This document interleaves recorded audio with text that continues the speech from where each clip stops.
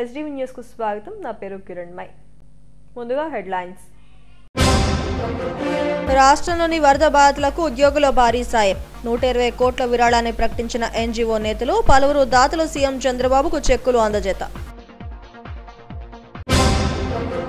భీమిలిలో సీఆర్జెడ్ నిబంధనలు ఉల్లంఘించి నిర్మించిన ప్రహరీ గోడ కూల్చివేత. హైకోర్టు ఆదేశాల మేరకే కూల్చేశామన్న అధికారులు. విద్యార్థుల నైపుణ్యాన్ని పెంచేలా తర్ఫీదును ఇవ్వాలి. చిట్టివలస జడ్పీ హైస్కూల్ అంగన్వాడీ కేంద్రాలను పరిశీలించిన collector Harindra Prasad. Visakha railway zone కు గత వైసీపీ ప్రభుత్వం భూమి ఇవ్వలేదు. ఉక్కు పరిరక్షణకు కేంద్రం కట్టుబడి ఉందన్న బీజేపీ రాష్ట్ర అధ్యక్షురాలు పురంధేశ్వరి. వరద ప్రభావిత ప్రజలను ఆదుకునేందుకు మానవతా దృక్పథంతో విరివిగా విరాళాలు అందించాలని సీఎం చంద్రబాబు ఇచ్చిన పిలుపు మేరకు అనేక మంది ముందుకు వస్తున్నారు. సినీ హీరో ప్రభాస్ 2 కోట్లు విరాళం ప్రకటించారు. పలువురు విజయవాడ కలెక్టరేట్లో ముఖ్యమంత్రిని కలిసి విరాళాలు అందించారు. BRS infrastructure MD Bulusu Srinivas ₹1 కోటి, సినీ నిర్మాత అశ్వనీ దత్ 25 లక్షలు, ఐఎంఏ 25 లక్షలు, సిద్ధార్థ వాకర్స్ క్లబ్ 5 లక్షలు, రాయపాటి శైలజ 5 లక్షలు, డాక్టర్ నళిని ప్రసాద్ 1 లక్ష, అచ్యుతరామరాజు 1 లక్ష, రవి ₹1 చొప్పున విరాళంగా అందజేశారు. ప్రభుత్వం ఇచ్చిన పిలుపుతో ముందుకొచ్చి ఈ విరాళాలను ఇచ్చామని చెప్పారు.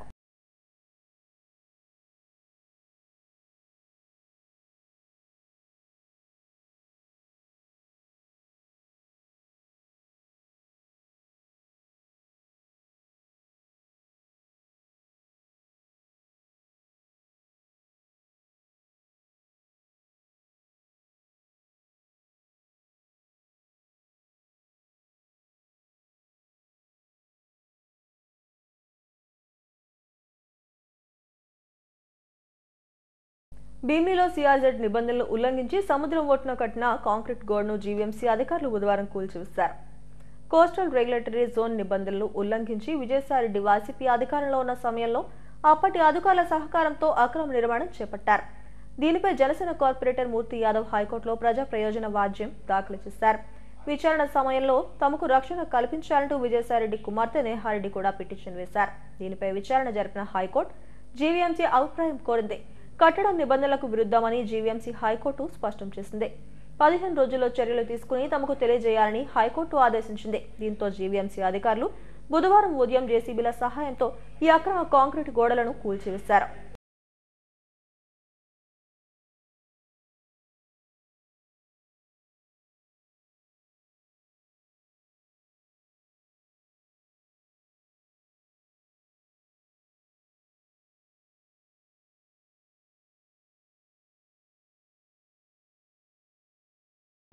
విద్యార్థుల నైపుణ్యాలు పెంపొందించేలా వారికి తర్ఫీదును ఇవ్వాలని జిల్లా కలెక్టర్ హరీంద్ర ప్రసాద్ అన్నారు. ప్రస్తుతం అమలు చేస్తున్న కరికులంను మరింత పటిష్టంగా అమలు చేయాలన్నారు. బుధవారం భీమిలి పరిధిలోని చిట్టివలస జడ్పీ ఉన్నత పాఠశాలను ఆయన పరిశీలించారు. మధ్యాహ్న భోజన పథకం, సిబిఎస్ఈ విధానం అమలు, విద్యార్థులకు కల్పిస్తున్న సౌకర్యాలపై ఆరా తీశారు. 6, 10వ తరగతి విద్యార్థులతో కాసేపు ముచ్చటించారు. 10వ తరగతి గదిలో విద్యార్థులకు ఫిజిక్స్ ను బోధించారు. అనంతరం చిట్టివలస అంగన్వాడీ కేంద్రాన్ని తనిఖీ చేశారు. కలెక్టర్ చేతుల మీదుగా ఒక చిన్నారికి అన్నప్రాసన చేసి గర్భిణులకు పోషణ కిట్లను అందజేశారు.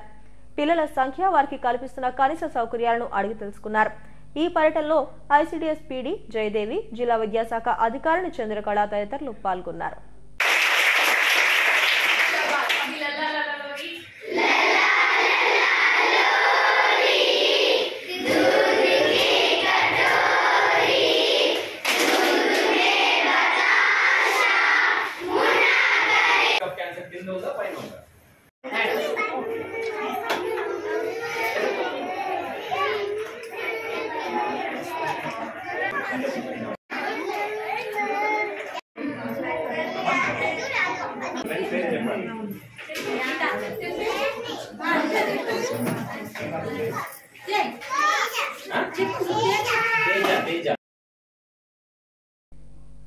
రైల్వే జోన్ కు గత ప్రభుత్వం భూమి ఇవ్వలేదని, విశాఖ స్టీల్ ప్లాంట్ కు పరిష్కార మార్గాలు చూపిస్తామని బీజేపీ రాష్ట్ర అధ్యక్షురాలు ఎంపీ పురంధేశ్వరి తెలిపారు.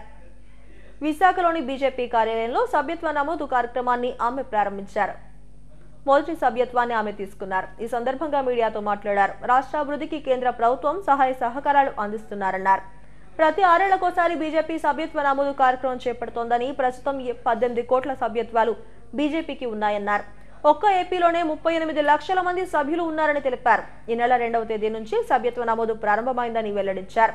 3 దశల్లో ఈ కార్యక్రమం జరుగుతుందన్నారు. బీజేపీ కార్యకర్తలు వరద సహాయక చర్యల్లో పాల్గొంటున్నారని చెప్పారు. ఈ సమావేశంలో ఉత్తర ఎమ్మెల్యే పెన్మెత్స విష్ణుకుమార్ రాజు, సీనియర్ నాయకులు నరసింహారావు, నగర అధ్యక్షుడు మేడపాటి రవీంద్ర తదితరులు పాల్గొన్నారు.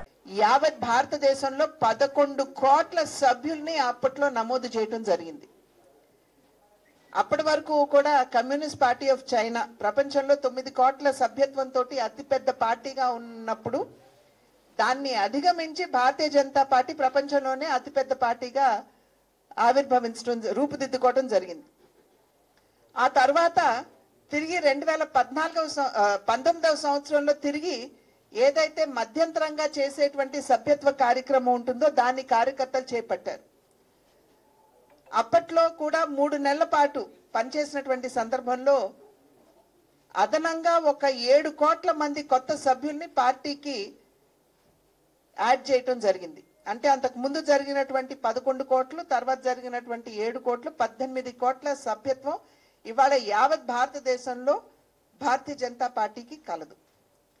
అదేవిధంగా 2014లో ఆంధ్ర రాష్ట్రంలో కార్యకర్తలందరూ మార్కెట్ ప్లేసులు కావచ్చు, రైల్వే స్టేషన్స్ కావచ్చు, ఎక్కడైనా సరే 10 మంది కనపడ్డారు అంటే అక్కడికి వెళ్ళి పార్టీ గురించి వాళ్ళకి తెలియజేస్తూ వాళ్ళ అవగాహన పెంచుతూ ఎందుకు భారతీయ జనతా పార్టీ దేశానికి అవసరమో తెలియజేసినటువంటి సందర్భంలో ఆంధ్ర రాష్ట్రంలో కూడా దగ్గర 28 లక్షల మందిని అప్పట్లో 2014లో సభ్యులుగా చేర్చడం జరిగింది. తిరిగి 2019లో కార్యకర్తలు ముందుకు వెళ్ళినటువంటి నేపథ్యంలో ఒక 7 నుండి 8 లక్షల మందిని అదనంగా యాడ్ చేసుకోవడం జరిగింది. ఇప్పుడు భారతీయ జనతా పార్టీ లెక్కల ప్రకారం చూసుకున్నట్లయితే సభ్యులు 38 లక్షల మంది ఆంధ్ర రాష్ట్రంలో ఉన్నట్టు లెక్క. అయితే తిరిగి ఇవాళ ఈ సంవత్సరం ఏదైతే నేను ఇందాక చెప్పాను సమూలమైనటువంటి సభ్యత్వ కార్యక్రమం నిర్వహించాలి. సెప్టెంబర్ 2వ తారీఖున నరేంద్ర మోడీ గారు సాయంత్రం 5 గంటలకి ఈ కార్యక్రమాన్ని వారు ప్రారంభించడం జరిగింది. మొట్టమొదటి సభ్యత్వం నరేంద్ర మోడీ గారు తీసుకోవడం జరిగింది. అంటే సాధారణంగా అందరూ అనుకోవచ్చు ఆల్రెడీ ఆయన భారతీయ జనతా పార్టీ సభ్యులే కదా, కార్యకర్తే కదా, మళ్ళీ ఇప్పుడు కొత్తగా కార్యకర్తగా సభ్యత్వం తీసుకోవడం ఎందుకు అని. నేను ఇందాక అన్నట్లుగా సమూలంగా అందరూ కూడా సభ్యత్వం చేయవలసినటువంటి నేపథ్యంలో సెప్టెంబర్ 1వ తారీఖుతో ఎవరు కూడా భారతీయ జనతా పార్టీ సభ్యులుగా ఉండరు. నిర్వహించుకునేటువంటి కార్యక్రమాలు ఇవాళ గడిచిన ఇన్ని సంవత్సరాల కాలంగా ప్రజలకి మేము ప్రజలకి చేసేటువంటి అభ్యర్థన ఒక్కసారి ఆలోచించమని చెప్పి మేము అభ్యర్థిస్తున్నాం. భారతీయ జనతా పార్టీ ఏ విధంగా దేశానికి తన సేవను అందించిందో ఒక్కసారి గుర్తించమని చెప్పి అభ్యర్థిస్తున్నాం. వారందరినీ కూడా ముందుకు వచ్చి భారతీయ జనతా పార్టీ చేసినటువంటి సేవ ఒక జాతీయ పార్టీగా అవినీతి రహిత పాలనని, ఒక సుపరిపాలనని, అదే విధంగా అన్ని వర్గాలకి కూడా న్యాయం చేసేటువంటి పాలనని దేశానికి అందించినటువంటి సందర్భంలో ముందుకు వచ్చి ఇప్పుడున్నటువంటి కార్యకర్తలు ఎలాగో తీసుకుంటారు, ప్రజల్లోకి వెళ్ళి మమేకమవుతూ వారిలో కూడా అవగాహన పెంచుతూ వారిని కూడా సభ్యులుగా చేర్చుకునేటువంటి కార్యక్రమం ఇప్పుడు కార్యకర్తలు చేపడతారు. ప్రతి బూత్ వరకు కూడా ప్రతి కార్యకర్త చొచ్చుకుని పోయి భారతీయ జనతా పార్టీని ప్రజలకి చేరువ చేసేటువంటి కార్యక్రమం ఈ కార్యక్రమం మాధ్యమంగా జరుగుతుంది. చేపట్టేటువంటి ఈ సభ్యత్వ నమోదు కార్యక్రమం కేవలం సభ్యుల్ని చేర్చుకోవడానికి మాత్రమే కాదు, కానీ భారతీయ జనతా పార్టీకి ప్రజలకి మధ్య వారధిగా ప్రసార మాధ్యమాలుగా వారి బాధ్యతను నిర్వహిస్తూ భారతీయ జనతా పార్టీ ఇప్పటి వరకు చేసినటువంటి మంచి పనులన్నీ కూడా ప్రజలకి తెలియజేస్తూ ఒక వారధిగా వారిని పార్టీకి అనుసంధించేటువంటి కార్యక్రమం ఇవాళ భారతీయ జనతా పార్టీ కార్యకర్తలు అందరూ చేస్తారు. ఆ యొక్క కార్యక్రమం విజయవాడలో ప్రారంభించుకోవాలి అని చెప్పి అనుకున్నా. మనందరికీ తెలుసు దురదృష్టవశాత్తు ఇవాళ విజయవాడ పరిసర ప్రాంతాల్లో ఏ రకమైనటువంటి పరిస్థితి ఉందో మనందరికీ తెలుసు. అక్కడ క్షతగాత్రులు ఎవరైతే ఉన్నారో వారితోటి భారతీయ జనతా పార్టీ కార్యకర్తలు కూడా నిలబడి ఉన్నారు. ఈ 2-3 రోజుల్లోనే భారతీయ జనతా పార్టీ కార్యకర్తలు దగ్గర 50,000 ప్యాకెట్ల భోజన ప్యాకెట్లు అక్కడ ఉన్నటువంటి క్షతగాత్రులకు అందించారు. అక్కడ ఉన్నటువంటి క్షతగాత్రుల్ని సురక్షితమైన ప్రాంతాలకి తరలించడంలో కూడా భారతీయ జనతా పార్టీ కార్యకర్తలు ఒక చురుకైనటువంటి పాత్రని అక్కడ నిర్వహిస్తున్నారు. భారీ వర్షాలు వరదలతో రైల్వే ట్రాక్లు దెబ్బతిని విజయవాడ హైదరాబాద్ మధ్య నిలిచిపోయిన రాకపోకలను రైల్వే శాఖ పునరుద్ధరించింది. మహబూబాబాద్ జిల్లా కేంద్రం కేసు సముద్రంలో ట్రాక్ మరమ్మతులు పూర్తి కావడంతో రైలు సర్వీసులు ప్రారంభమయ్యాయి. హైదరాబాద్ వెళ్లే రైళ్లను వరంగల్ మీదుగా పంపిస్తున్నారు. తెలంగాణలో కురిసిన భారీ వర్షాలకు పలుచోట్ల రైల్వే ట్రాక్లు పూర్తిగా దెబ్బతిన్నాయి. ట్రయల్ రన్ లో భాగంగా విజయవాడ నుంచి గోల్కొండ ఎక్స్ప్రెస్ ను తొలుత అధికారులు పంపారు. ఈ ఎక్స్ప్రెస్ విజయవాడ, గుంటూరు, వరంగల్ మీదుగా హైదరాబాద్ వెళ్లింది.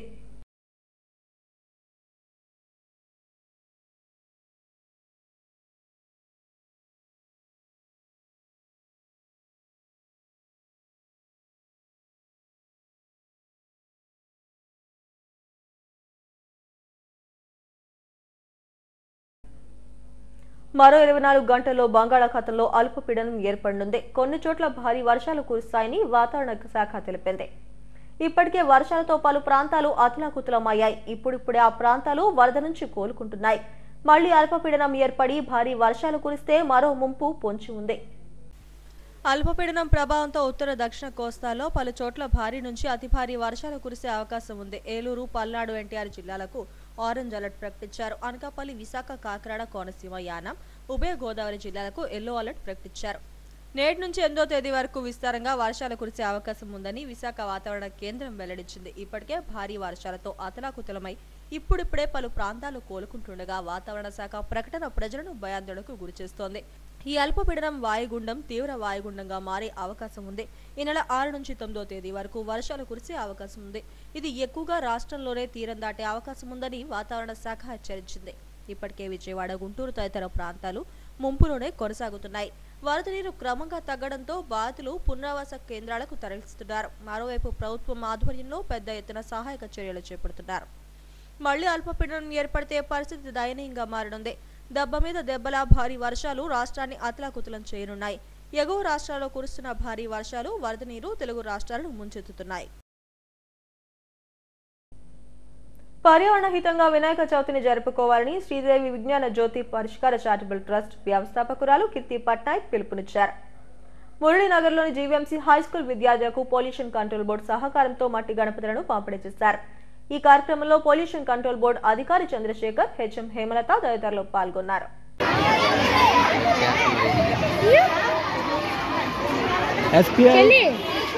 Good morning uncle, good morning చెప్తున్నాను.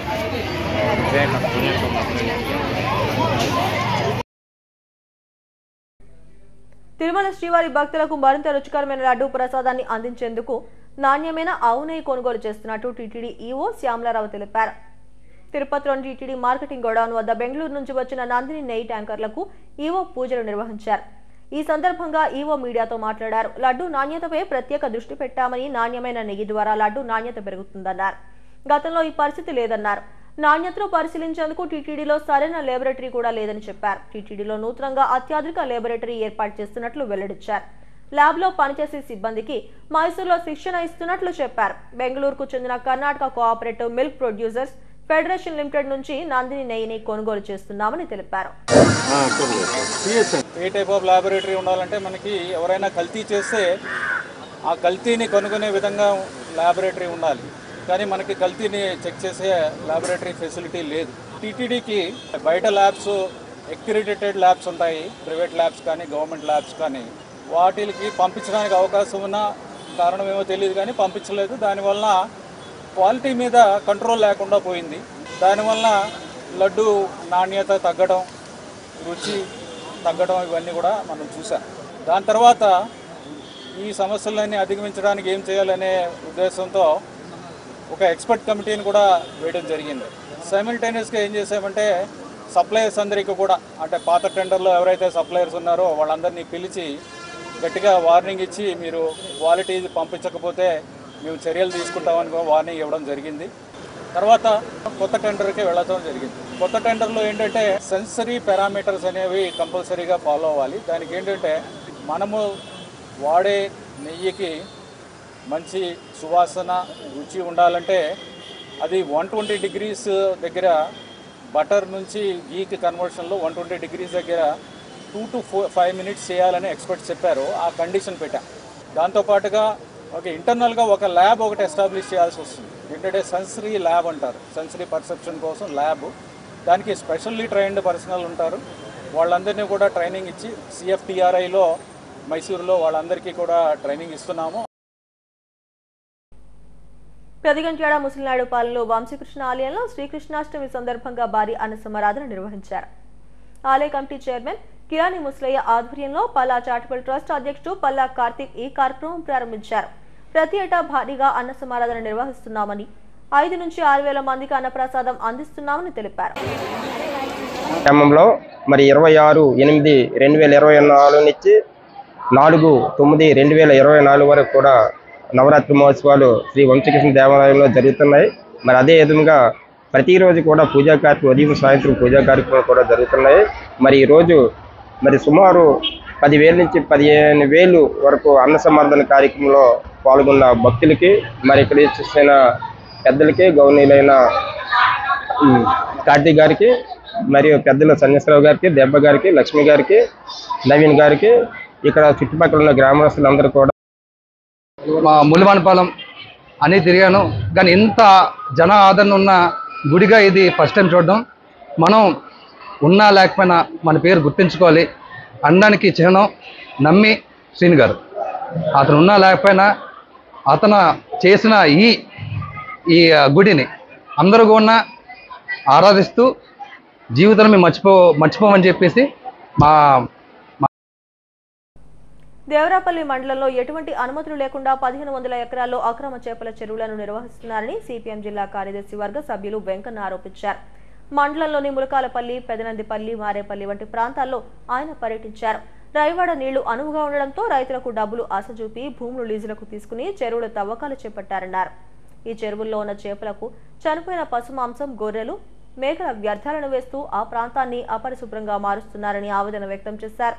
వీటి వల్ల భయంకరమైన వ్యాధులు వస్తున్నాయని, అక్రమ చెరువులపై అధికారులు స్పందించి చర్యలు తీసుకోవాలని డిమాండ్ చేశారు.